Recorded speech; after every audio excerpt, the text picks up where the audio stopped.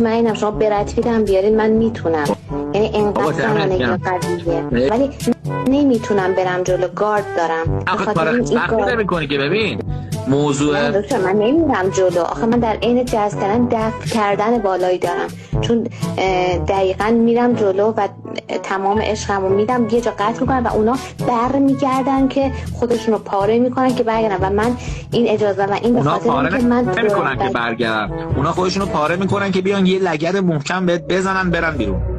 باید برای یه سری مردایی که خامن، برای یه سری از مردایی که پخته نیستن، برای یه سری از مردایی که ولع دارن، برای این مردا جذاب باشی.